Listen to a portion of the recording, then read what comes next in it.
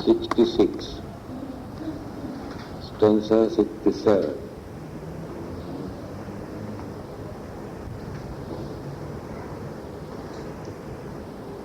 Natang kammang katang sadhu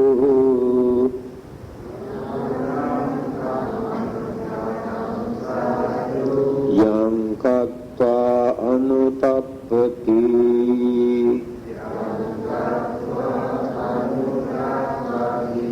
yassa assu mukhodam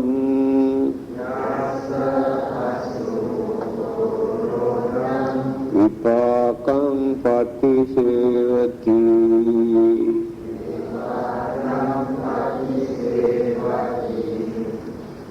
natang kammang katang sadhu yang katta anutappati yassa assu mukhodam vipakam patisevati.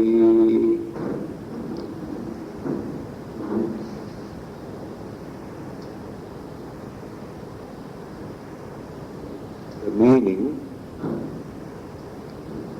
that deed is not well done when, after having done it, one repents, and when weeping with tearful face, one repeats the fruits thereof.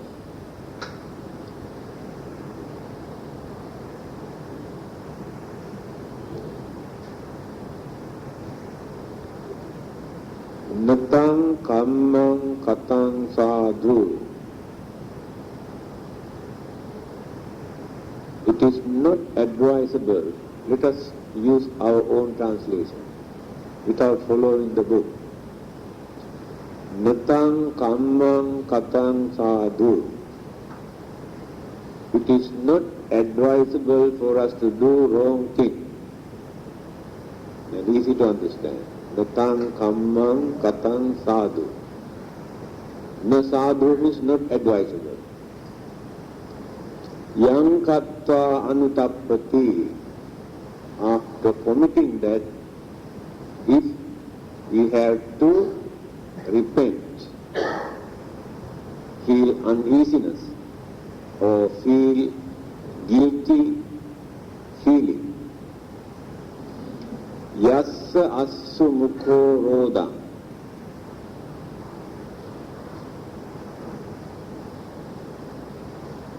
Tears. We have to shed tears when we remember certain bad things, certain wicked things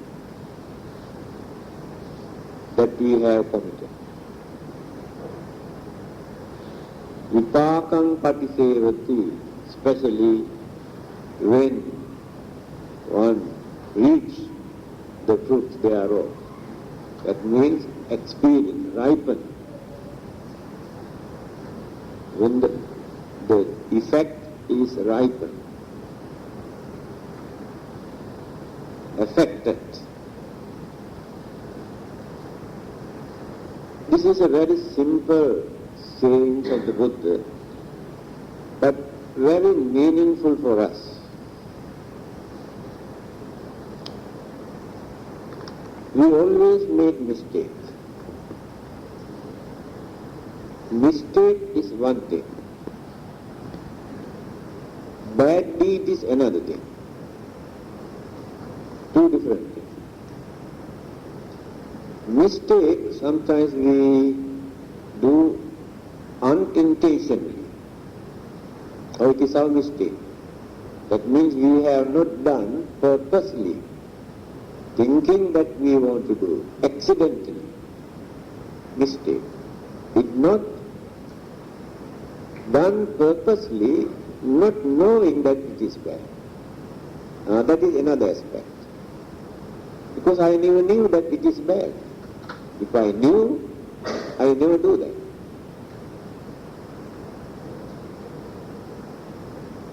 Then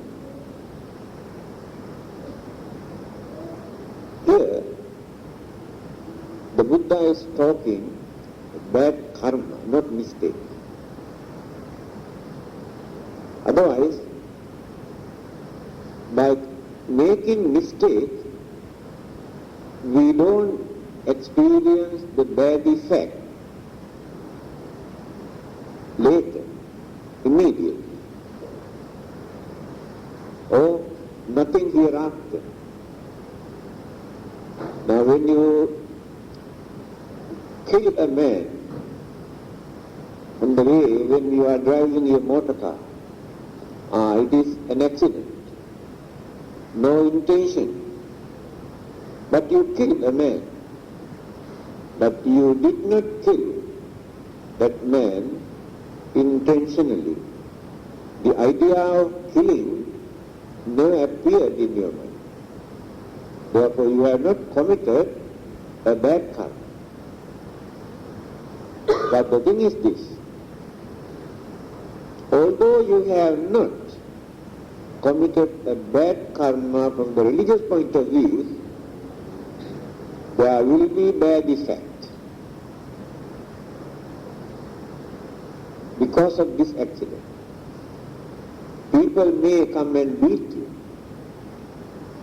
especially his relatives or friends, or kill you, or burn your motor car. That is the bad effect. But that effect has nothing to do with religion. These are worldly conditions. The effect that we experience immediately, and the good things also like this. Good karma also, immediately we experience the good result. But when we think of such accident or mistake that we have committed, later there is nothing for us to regret, to worry.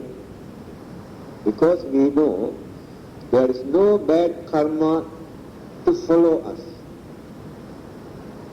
Already finished.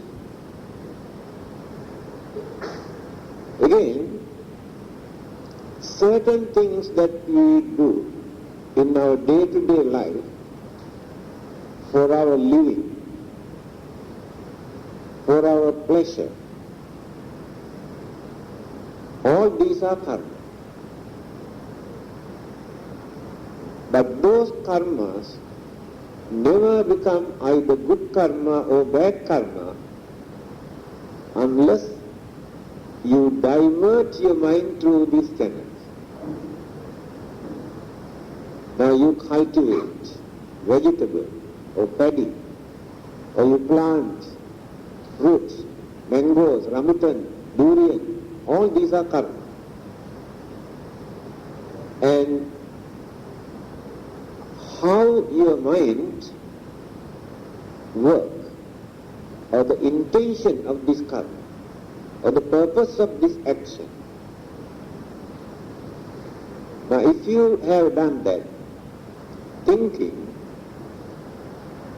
when the fruits,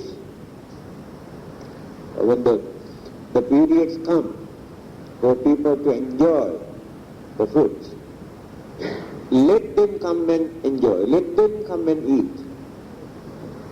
If you have done that with that intention, it will become a good karma, not ordinary karma. Because your idea is to support others. Now if you think, this is for us to enjoy, for me and my family, members to enjoy fruit, then there is no good karma. It will never become either good karma or bad karma. It is mere karma, mere action. So every day, by working, by earning, and by accumulating money or wealth or property, we commit a lot of karmas. That is why in another place, the Buddha says, Khammana vattate loko. The world exists, or world is led by karma. If there are no karmas, the world cannot move. Our action support the world to move. World does not mean this globe.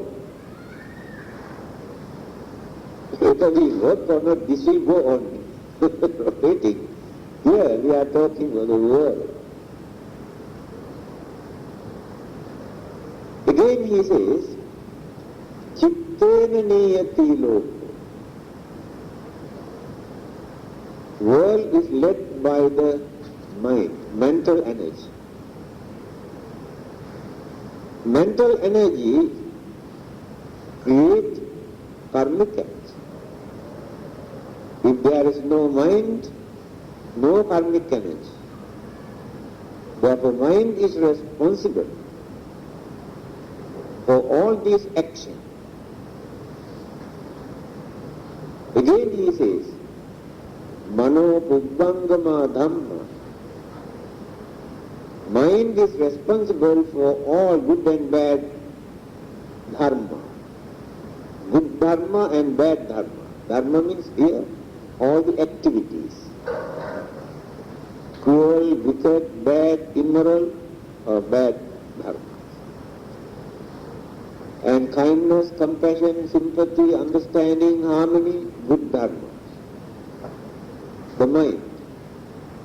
The worldly condition move, exist because of this mental energy. When the mind is guided, when the mind is led properly, then the world also moves peacefully. There won't be peace, there won't be happiness in this world if our minds are not moved smoothly, peacefully. Because mind creates all the evil thoughts, mind creates all the good thoughts, then put into action. That is how the world exists. The trouble is, it is very difficult for us to keep away from bad deeds. Very difficult.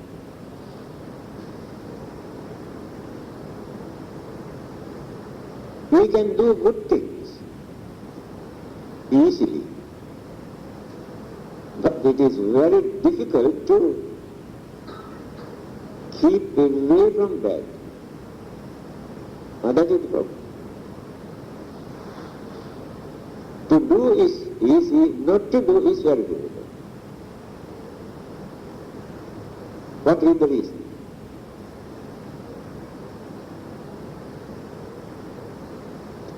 Our previous experience.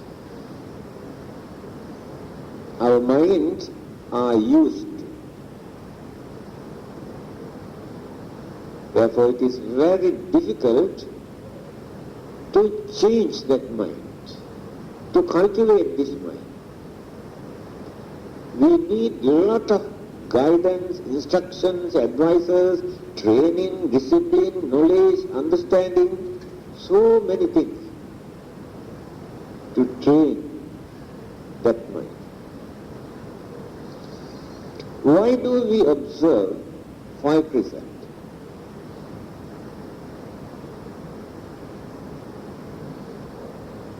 If we are good, is it necessary for us to observe 5 precepts?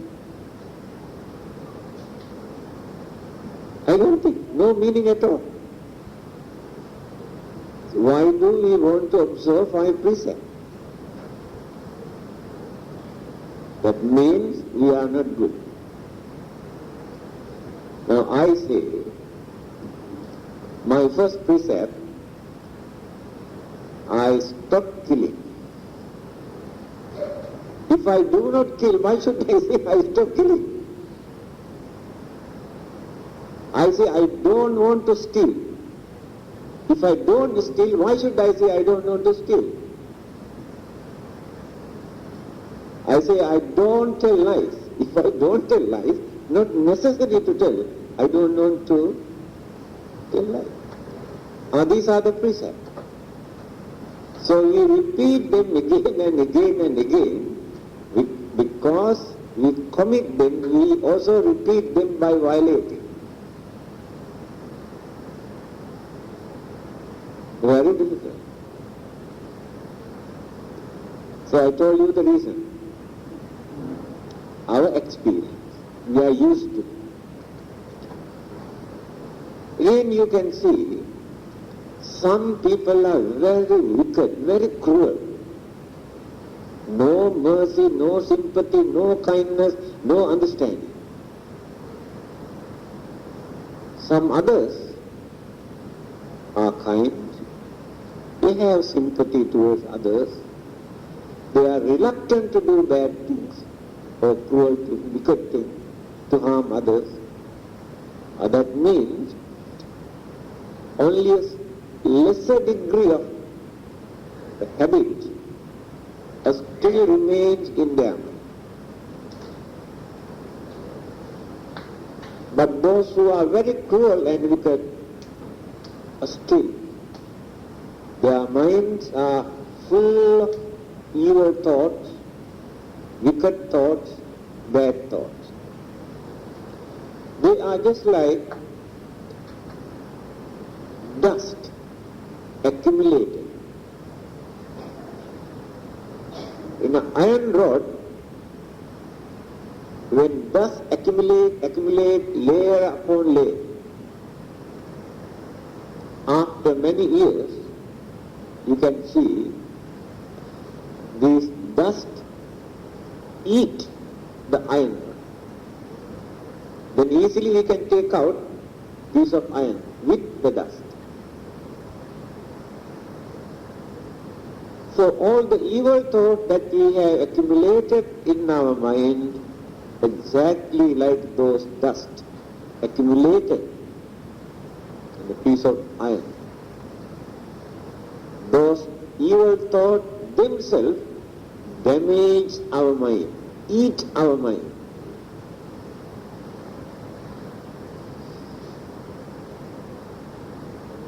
That is why people become very cruel, very vulgar, very wicked. They have damages in their mind. Their evil thoughts have done a lot of damages to their mind. You can pour acid into a metal cup. Keep for some time.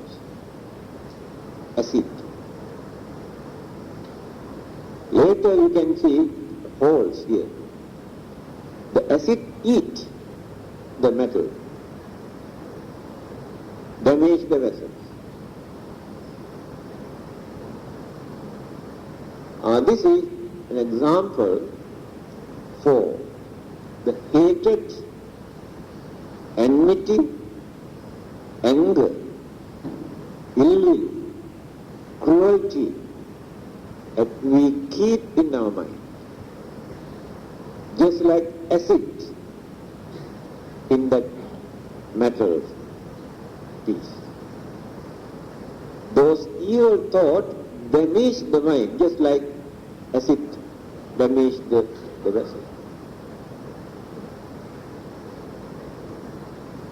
So religion is important.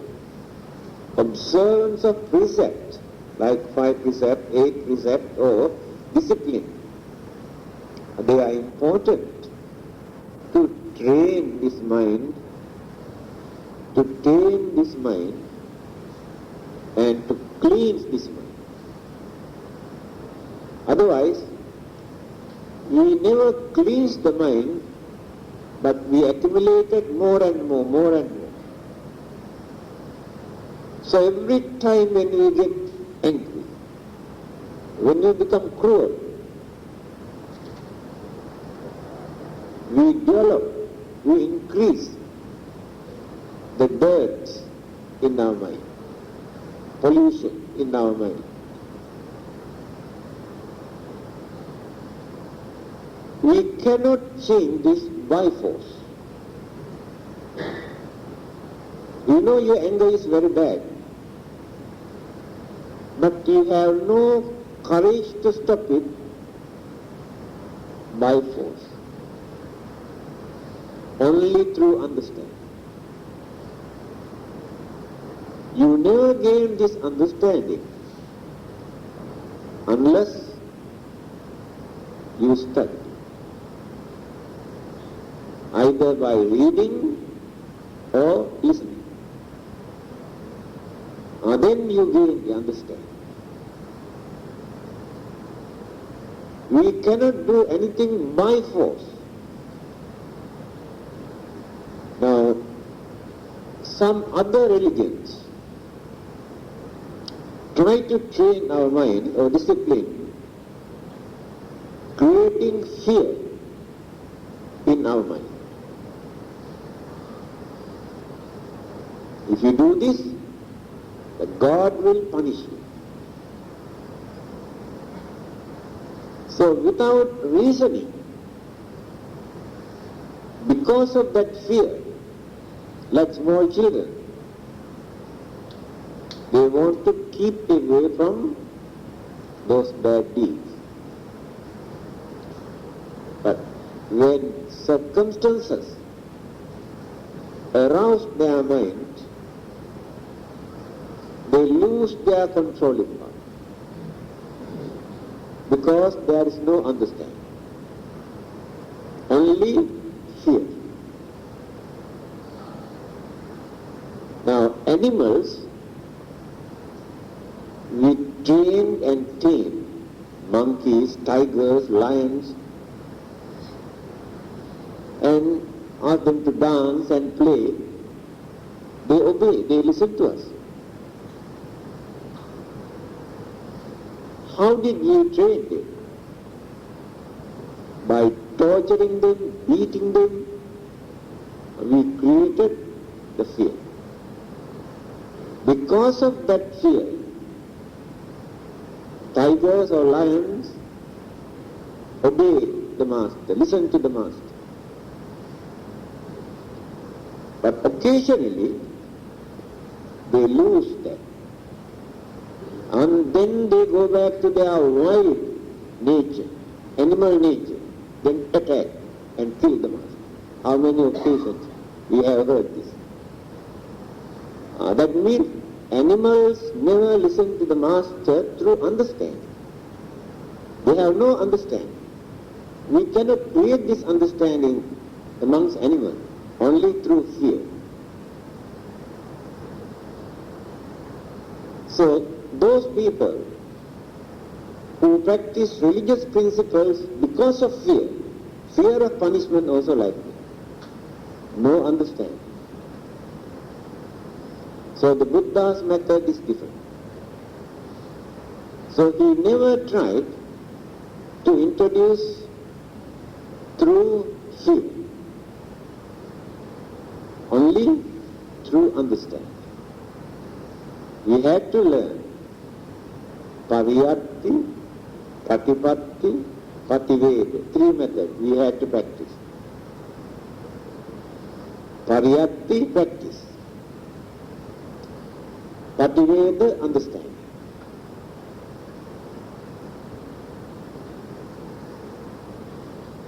Then realization, confidence.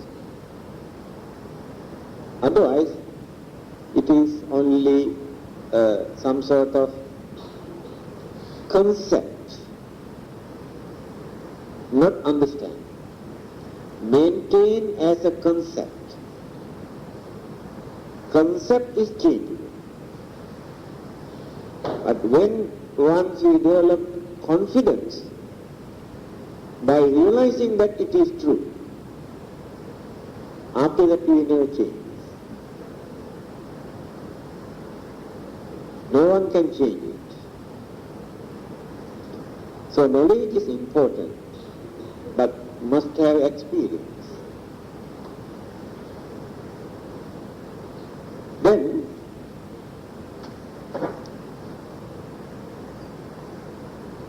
to cleanse our mind from these evil thoughts, we can study the Dhamma.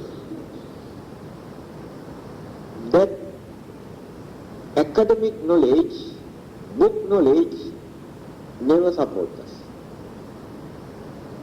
Unless we make up our mind through understanding. By considering, and we make our mind, oh, I don't like to do this because it is bad. I must do this because it is good. That is understanding. It is not by thinking, I must do this. If I do this, I can go to heaven and enjoy my life. No understanding. I don't like to do this. If I do this, I have to go to hell and suffer there. No understanding.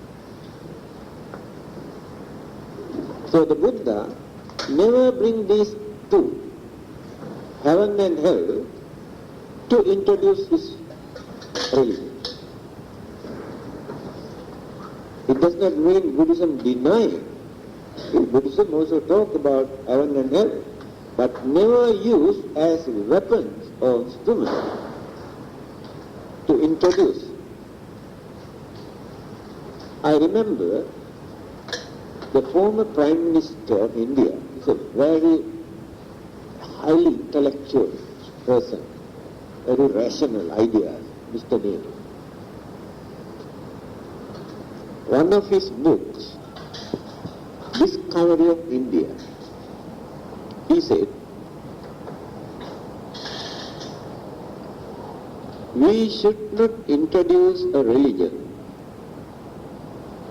by bringing forward the following three issues. First thing, we should not talk about a supernatural living beings who control everything, who punish us, who reward us. Therefore follow this religion. If people accept that religion because of fear, they may agree to follow that method, but no realizations, no understanding. One day you can change the mind. Chances are there, you will change the mind. Again he says, one should not introduce a religion saying, all these important sayings are recorded in our holy books. Therefore we must accept. Because no one can change the holy books. Depend on holy books. By considering that it is true, but not knowing the real meaning, they follow. Later, changes may take place, circumstances change the mind, there will be a lot of contradiction.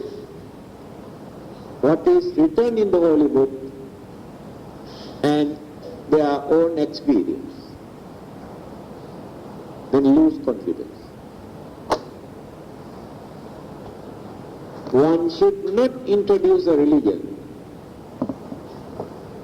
saying, if you follow this religion, after your death, you will be born in a very fortunate state. By thinking that next life you agree to follow,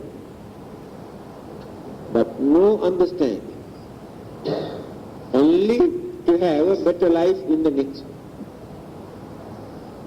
That is how learned people think and analyze. The Buddha did not use any of these things. Very clearly he says, don't depend on God, you must know how to do your work. He said, don't depend on your holy books, but use your common sense and understanding. Don't depend on your guru or teacher or master for everything. Otherwise you never get the chance to think and understand. For everything you have to depend on your guru. Or he rejected. That means he has given a chance for you to think.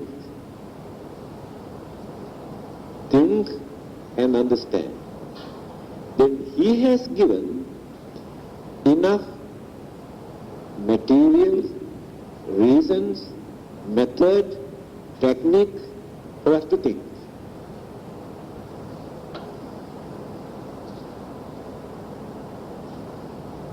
Many other religions, they have their own ready-made religious concept and belief. So your duty is to accept their belief. There is nothing for you to think. Just accept and believe.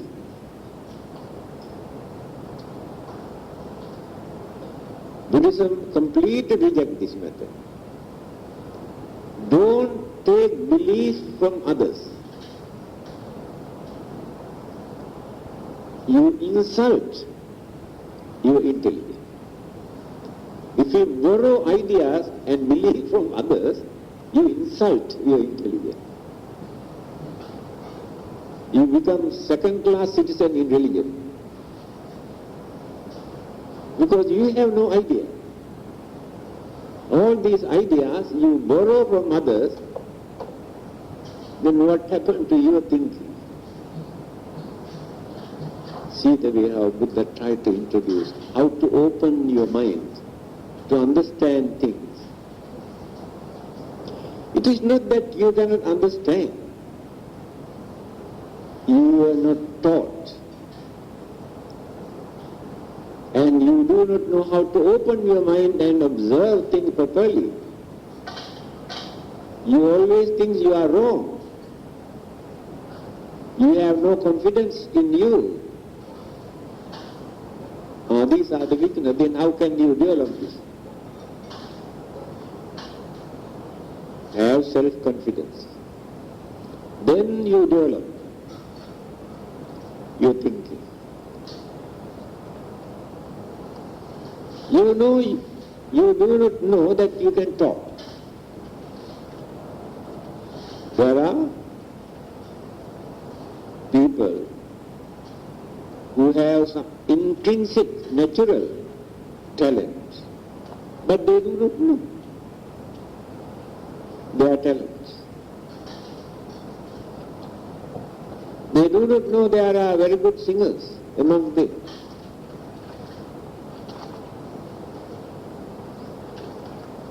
Some are very intelligent, but that intelligence they misuse and abuse, not through proper channels.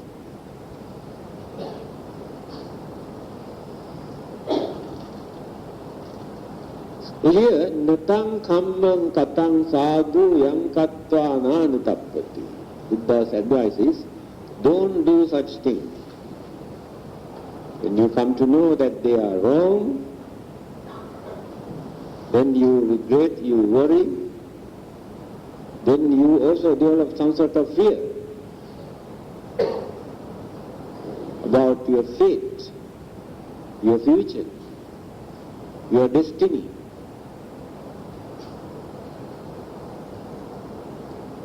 Again,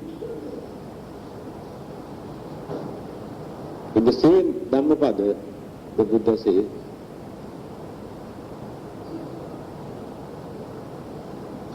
if anybody loves himself or herself, that person should not harm others. So if you love your life, you should not harm another life. Why? If you harm another living being, you have to suffer. Then how can you say you love yourself? So you have to think, if I harm others, I have to suffer. That means I don't like myself. I allow myself to suffer. Then where is my love? Not only toward the other living beings. You have to develop this love towards you also. By harming others, you cannot love your own life.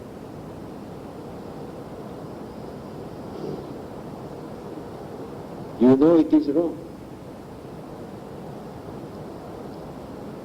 So these are very simple teachings. Simply by using our common sense we can understand. Many things actually we can understand whether the Buddha preached or not. We can understand. Because we don't analyze and we never think. Dharma always exists. Because of our ignorance, we never try to dig out, to find out. If you think unbiasedly, then we can understand. Last time when I went to Australia, in Melbourne, I gave a public talk. After my talk, an Australian lady got up and told me, actually I never knew that I am a Buddhist. Everything what you mentioned just now, I agree, I practice, I follow. But not under any religious label. But after listening to your talk, I knew all these things are the teachings of the Buddha. I never studied, I have never read any religious book, Buddhist book. There are people who can understand by using their common sense that this is right, this is wrong, this is cruel, this is wicked, this is selfish. We can understand. Because the mind creates all these things, good and bad both. The belief that people maintain, and God has given the knowledge and the brain and thinking power to understand, these are beliefs created by people. These things are not given by another person, not given to us by another person. All these are our intrinsic, our natural character, behavior, attitude. But all the good things are hidden.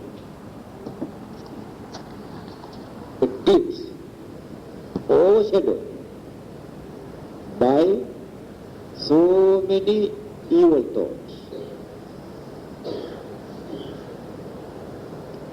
When there is one good thought in our mind, there are hundreds of evil thoughts. moving around, just like dark cloud. So the good thoughts also submerge.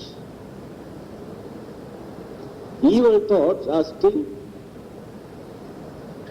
functioning and disturbing, arousing our feeling, arousing our habit. What are the habits we have?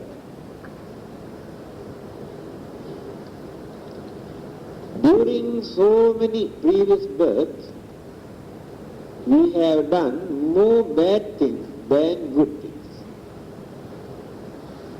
Now these things become our habits. To get rid of this, we have to struggle very. Now if you can record in your life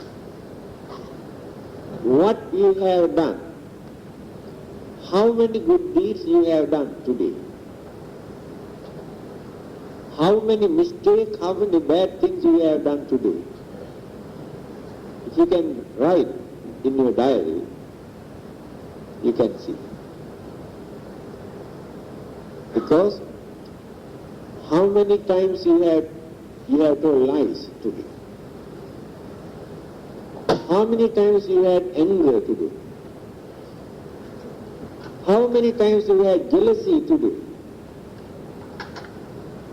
How many times you had selfish ideas in your mind?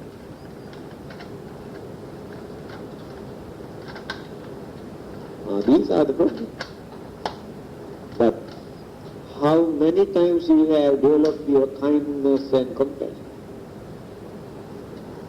How many times you try to be honest? All the while, cunningness and bluffing and cheating, swindling, these are the things always working. Honesty is only in the book, not in the mind. That word is in the book or in the dictionary, not in the human mind. Can we find a single honest human being today in this world? One person, honest person. Very difficult. Because of our habit. I told you this incident, I think more than 100 times, but it is important. Many, many years ago, in India,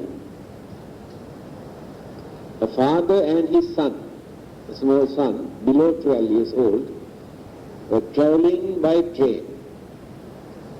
5 days journey by train. After 2 days, he found out that he bought half-rate ticket for his son. He is entitled to get half below 12. Now he is already completed 12 years. He thought it is not justifiable if I travel with my son by using this half-rate ticket. He got down from one railway station, went to see the station master and told him, I want to get this full rate ticket for my son because he is about 12 years today. Then the station master asked, are you mad? Who is going to read the horoscope in your in the train? Your son. You can travel by using this ticket there only. That is not the reason. I know I can escape. But my mind is not clear. I know I am doing the wrong thing. I can escape I'm doing the wrong thing. So I want to clear my mind. That is why I want to... I think we can regard such people as bodhisattvas, who practice all the virtues, good qualities up to the maximum level. So, anyway, when we compare our life with others, many others, who are so cruel, so wicked, so immoral, then we can understand we are better than those people. We are not that bad. You are not bad. Compare with bad people, otherwise you are not bad. So when I compare all of you with bad people, you are very good.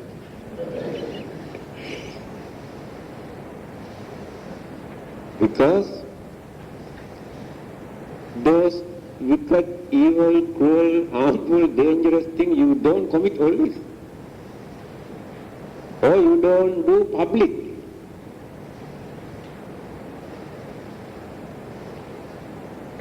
That means you have trained your mind, you are maintaining some sort of discipline or morals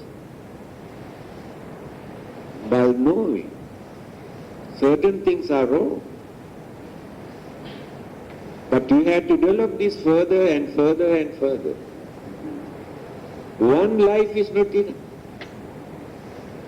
The rubbish that we have accumulated, life after life, all the rubbish, we cannot cleanse within one lifetime. Why? The Buddha had to struggle for how many countless previous births to get rid of the rubbish, to cleanse the mind, to cultivate the mind. It has taken such a long period. So, we have done a lot. We can satisfy with our life. We are not that bad. But still we know we are not very good. That is why we take 5 precepts.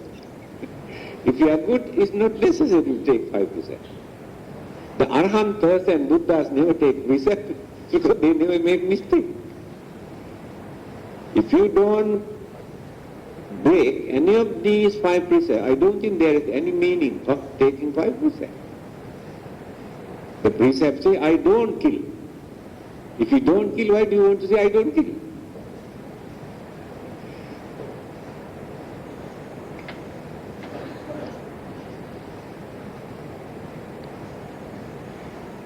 Now tomorrow, you are going to observe few more precepts, 8 altogether.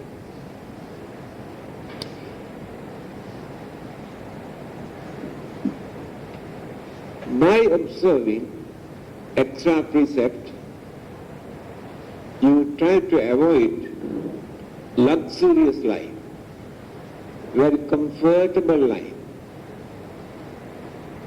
You train yourself to lead a simple life and very humble life. That is very important. You don't want to decorate yourself by using all sort of ornament and jewelries and so many things, no. You don't want to apply all sort of things here and there, no. Natural beauty only, no extraordinary beauty. Natural beauty. But you do not know how beautiful you are if you come without this extra ornament and adjustment and all those things. You think you are not beautiful, therefore you have to apply so many things here and there. In the eyes of some people, you are very ugly when you come with all those things.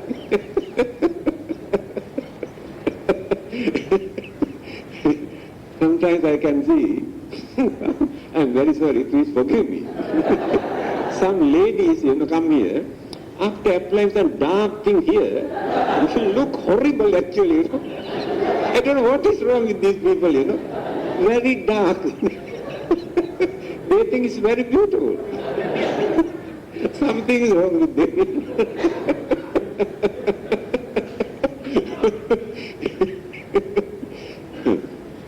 When you are normal, you look more beauty.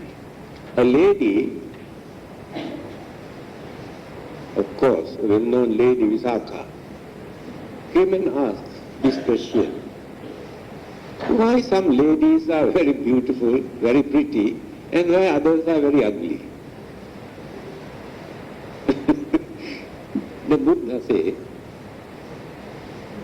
those who have developed their anger, hatred, jealousy in their previous birth become ugly. If those who develop their kindness, compassion, sympathy, simple way of life and understanding become very pretty in the next birth. My experience is not necessary to wait until they die and have another rebirth. That ugliness, that beauty, both we can see within that lifetime, if they practice that. Difference we can see. Supposing so-called pretty girl, she is very jealous, very hot-tempered, very angry, hate others. How many people love that girl? She is very pretty. Another girl who is not pretty, very kind, very cooperative, very humble, very understanding. Everybody loves that girl. The beauty is there. That is what the Buddha says. Beauty we cannot bring from outside by applying all sort of things. It comes from our own mind. The nature of the mind we can see in the face. When you look at a person, we can understand whether he is angry or not. The face indicates he is angry. But we cannot see the mind. Just like wind. We cannot see the wind, but we can see the leaves are shaking, the trees are thinking here and there. Then we can see that is wind. So, the nature of the mind creates ugliness and beauty. How far we have discipline. And we have seen some people who really practice this meditation, not this so-called imitation and artificial meditation, real meditation for a long time. When we look at their face, we can see so serene, very appealing to our mind, very soothing, because the mind is cultured, mind is trained, mind is disciplined. So indicate in the face.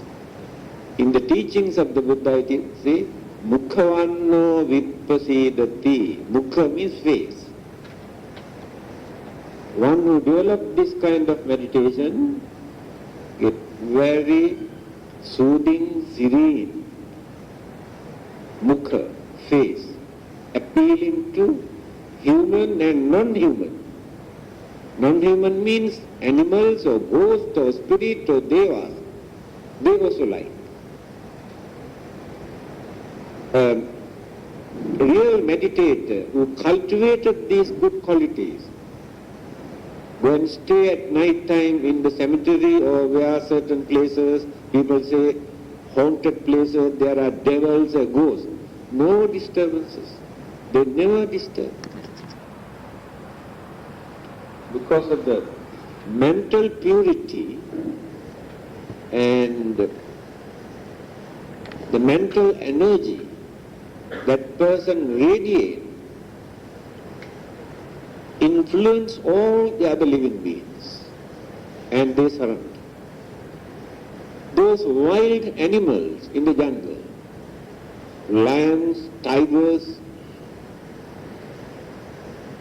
never disturbed. They spend so many years in the jungle by radiating kindness, because they create some sort of atmosphere around that area by radiating this kindness. They feel it. They never come and disturb.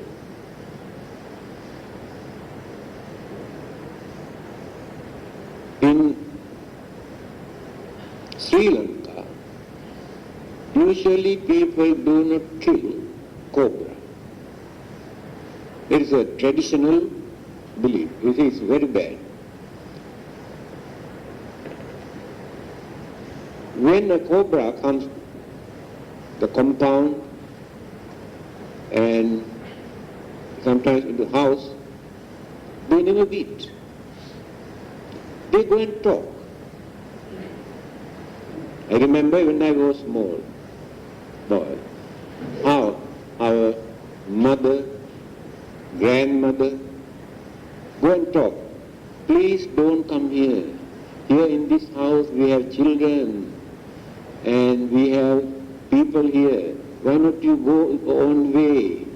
This is not the place for you to come here. Please go away. Then slowly that snake never comes. I have seen this. They never beat, never disturb. That is radiation. Radiations of kindness toward that creature. That creature feels that we have no anger, we have no hatred toward this animal. That giant elephant came to kill the Buddha, to charge him. After giving toddy, don't know how many pot of toddy he was given. He was drunkard and persuaded by his enemy, Devadatta and others. When that elephant came nearer to the Buddha, Ananda, who was behind the Buddha, he got frightened because he was not Arahant. He got frightened, but he has so much attachment, affection toward the Buddha. He wanted to protect the Buddha and sacrifice his life. He came trying to protect the Buddha. Then the Buddha, Ananda, you must go back. I know how to protect myself. You must go back. Then an elephant come nearer to the Buddha,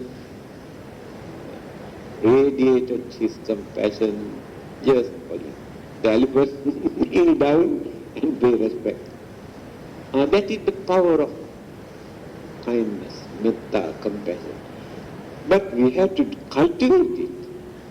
We cannot take out immediately, just like taking money from the pocket. We had to develop this for a certain period, and developing, then become some sort of dynamic, energetic force. So, now you can understand these simple sayings of the Buddha.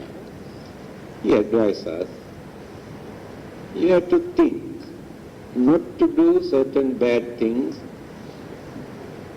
which can create a lot of worries and fear and disturbances when you think of. So you can avoid all these problems. If you can avoid, keep away from bad deeds, but knowing why they are bad, not because of fear, by considering very carefully, they are bad, they are immoral, they are harmful, disturb others, create sufferings. That is called understanding.